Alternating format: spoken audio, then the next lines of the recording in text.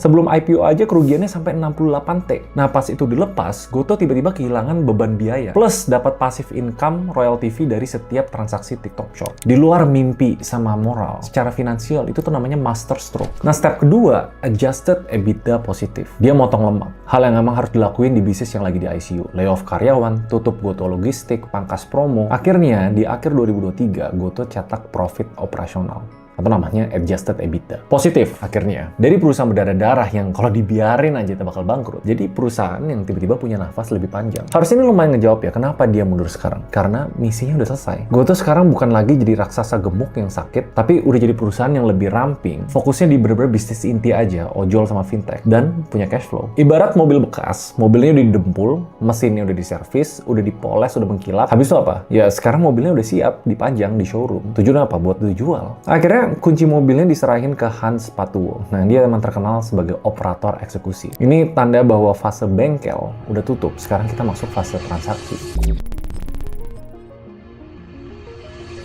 Ini sebenarnya pertanyaannya nggak bodoh. Tapi Roy, kalau Goto udah sehat, kenapa nggak jalan sendiri aja? Kenapa harus dijual atau merger? Kenapa nggak selamanya dijadiin kebanggaan Indonesia? Jawaban simpelnya yang sedikit menyedihkan, karena bisnis ojol itu bisnis neraka. Coba kalian lihat marketnya ya. Karena kalau di Indonesia, ini tuh bentuknya duopoli. Cuma ada dua raksasa, Grab, ijo, Gojek, ijo.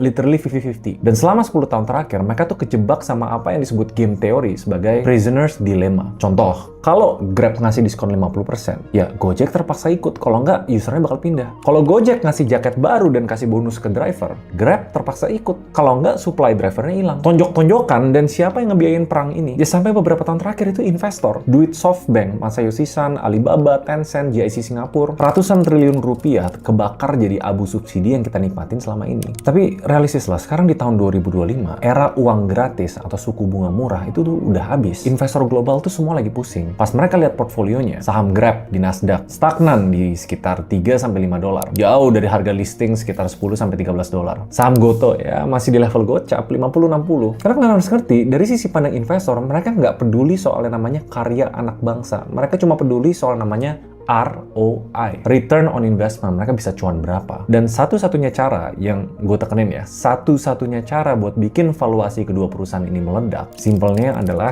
untuk mematikan competition. Kalau nggak ada kompetisi, nggak perlu bakar-bakaran. Bayangin, di skenario merger ini, nomor 1, monopoly power. 91% market dikuasain satu entitas. Zero marketing. Budget iklan bisa dipotong 100%. Buat apa iklan kalau user nggak punya pilihan lain? Pricing power, mereka bisa naikin tarif sekitar 10-20% besok pagi dan lo bakal tetap pesan anyway, karena emang lo butuh kendaraan ke kantor.